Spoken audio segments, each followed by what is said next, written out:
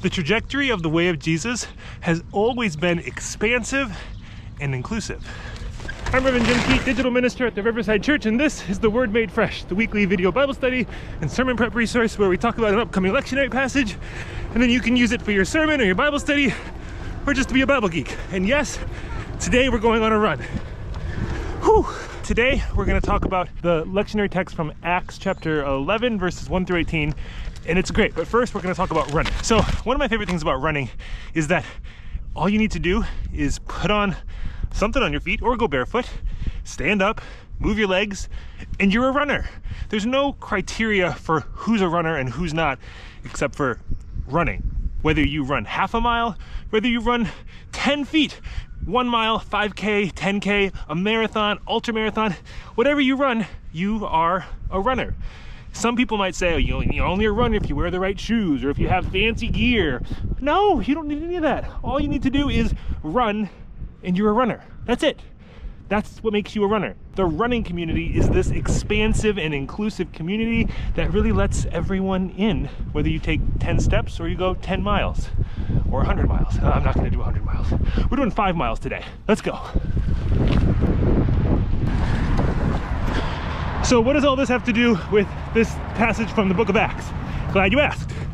Well, this is the passage in Acts just after Peter has his whole encounter with a dream about God saying, what I've called clean, don't call unclean, and his encounter with Cornelius, a Gentile who becomes a follower of Jesus. And so this is where he's meeting with the other first Christians, the first disciples, who were Jewish, and they had this holdup that they thought you had to be Jewish in order to follow Jesus. You couldn't be a Gentile. But now everything is changing. Suddenly the people who'd been left out are welcome in, and they're welcome in exactly as they are. Gentiles. See, kind of like the runner thing. So whether you run 100 feet or 100 miles, you're a runner. Whether you are a Gentile or whatever culture you come from, you can still be a follower of Jesus. What does this have to do with the church and the world today? Well, let me tell you, there are still some people who try to turn Christianity into this exclusive in versus out, us versus them. We are going to heaven and you're sorry. Christianity, following Jesus, was never meant to be about building walls to keep people out or to define who's in. It's about this expansive and inclusive love of Jesus that always welcomes people, especially the people who have been pushed out by society. I mean, this is the complete trajectory of the way of Jesus. From Jesus talking to women, centering women, prostitutes, sinners, bringing them to the center of his work and ministry. One of the first converts we see in the book of Acts before this story, there's a guy named Philip who's a eunuch who wouldn't be allowed into the Jewish religious world, but the way of Jesus, yeah, come on in exactly as you are. And in our world today, this still continues, where people say who can or can't be a Christian or a pastor or married in the church. You know, whether can women be pastors? Can gay people be pastors? Or even are they Christians? What about if you're from even another culture or even faith tradition that you grew up in? Can you still follow the way of Jesus?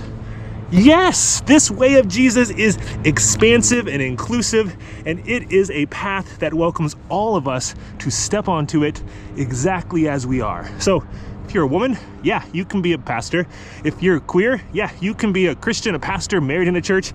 If you grew up in a completely different culture or religious culture, you can still follow this guy named Jesus on a path of love and justice for all. Yeah, I like that. Okay, I gotta finish this run. What do you think? What do you think of my running analogy? What do you think of this passage from Acts? And what do you think about the way of Jesus being ever expansive and ever inclusive? My friend Brian McLaren says that we need a more just and generous Christianity. And I couldn't agree more. All right, leave your thoughts or questions in a comment, and then we'll be back next week with another episode of The Word Made Fresh. Oh, I'm glad I'm done with that run. Pushing a stroller while you run is hard. It's rewarding because it's just fun to spend time with my boy, but it's hard. Right, Lauren? Can you wave? Say bye. Bye.